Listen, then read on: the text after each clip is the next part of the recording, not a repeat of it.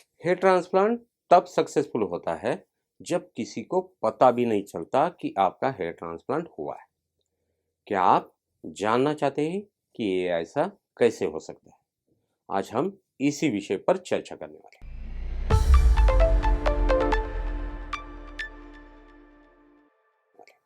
Hello, मैं doctor Sachin Pawar, hair transplant surgeon, hair MD, Pune.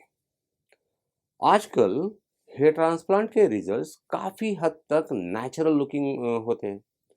70s और 80s में हेयर ट्रांसप्लांट करने के लिए जो तकनीक अवेलेबल थी, उनसे unnatural doll like hair transplant दिखता था। सर्जन्स कई बार हेयर प्लग्स का इस्तेमाल करते थे, जिससे ऐसा नेचुरल लुक आता था। लेकिन आजकल मॉडर्न तकनीकों के साथ साथ सर्जन के एक्सपीरियंस की वजह से हेयर ट्रांसप्लांट इतने नेचुरल दिखने लगे हैं कि किसी को पता भी नहीं चलता कि हेयर ट्रांसप्लांट हुआ है। ऑफ कोर्स ये कई सारे अलग अलग फैक्टर पे भी आधारित होते हैं। ऐसा ना होने से हेयर ट्रांसप्लांट अननेचुरल भी दिख सकता है। सबसे पहला फैक्टर है सर्जरी टेक्निक। एफयू से ज़्यादा नेचुरल रिजल्ट्स आते हैं और डोनर एरिया में विजिबल स्कैरिंग नहीं होता। एफयू ज़्यादा मॉडर्न है। इस प्रोसीजर में मिनिमल स्कारिंग होती है जो दिखाई भी नहीं देती। लेकिन एफयूटी में स्कैल्प के पीछे के हिस्से से टिश्यू का एक इंटरस्ट्रिप निकाला जाता है जो इंडिविजुअल हेयर फॉलिकल में डिवाइड करके रेसिपिएंट एरिया में इम्प्लांट किया जाता है। इससे डोनर एरिया में स्कारिंग हो सकती है, जिससे अगर आप छोटे बाल रखते हैं तो हेयर ट्रांसप्लांट किया है ये दिख सकता है।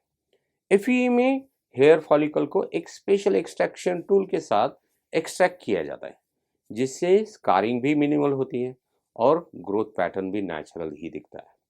इसलिए आप कौन सा सर्जिकल टेक्निक यूज करते हो, इससे आपका हेयर ट्रांसप्लांट का पता चलेगा या नहीं, ये डिपेंड करता है।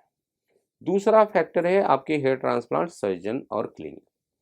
ये फैक्टर हेयर ट्रांसप्लांट सर्जरी के सक्सेस में बहुत ही अहम रोल निभाते हैं।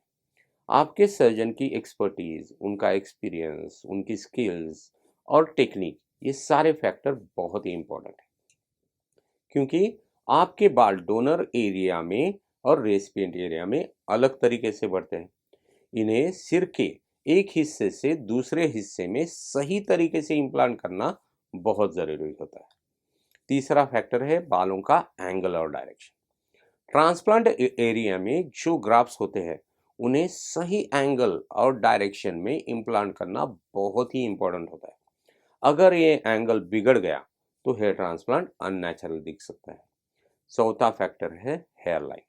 एक सक्सेसफुल हेयर ट्रांसप्लांट के लिए natural looking hair line design करना भी बहुत ज़रूरी होता है। हेयर ट्रांसप्लांट के वक्त सर्जन को आपकी हेयर लाइन, आपके age, degree of baldness, available grafts and your facial features ध्यान में रखकर ही करना पड़ता है। पूरे प्रोसीजर को सही तरीके से करने के लिए और मैक्सिमम नंबर्स के ग्राफ्ट पाने के लिए सही प्रिसीजन और स्किल से प्रोसीजर करना बहुत इंपॉर्टेंट है। पांचवा फैक्टर है ऑप्टिमल डेंसिटी। हेयर ट्रांसप्लांट के लुक्स पाने के लिए बालों की ऑप्टिमल डेंसिटी मिलना बहुत ज़रूरी है। स्पार्स डेंसिटी की वजह से अननेचुरल लुक भी मिल सकता है।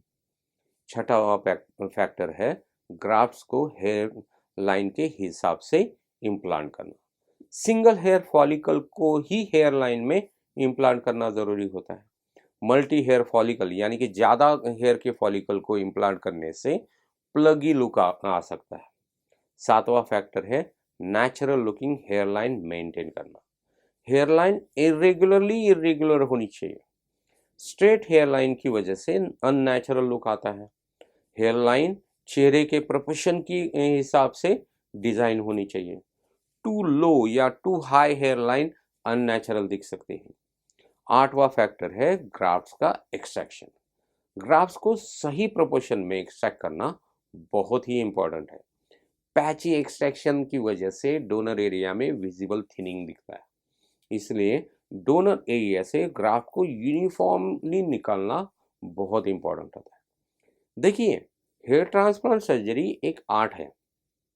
जितना ज़्यादा आपके सर्जन का एक्सपीरियंस, स्किल, एक्सपर्टीज, उतना बेटर लुकिंग या नेचुरल लुकिंग आपका हेयर ट्रांसप्लांट। नौवां फैक्टर है और इम्पॉर्टेंट फैक्टर है कि आपको सफिशिएंट डोनर होना ज़रूरी है।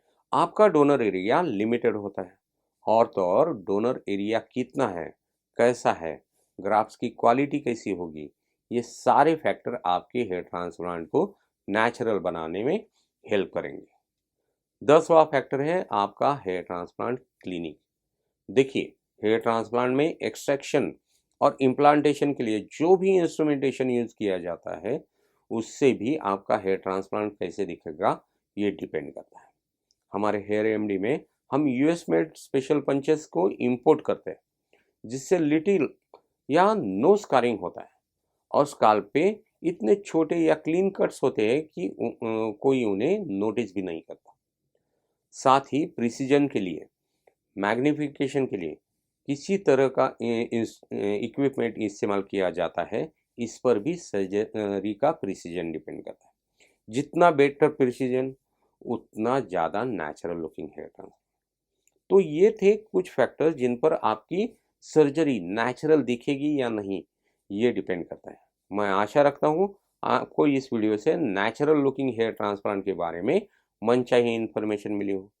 अगर आपके और कोई भी सवाल है तो बेझिझक हमारी वेबसाइट www.hairmdindia.com पे पूछिएगा।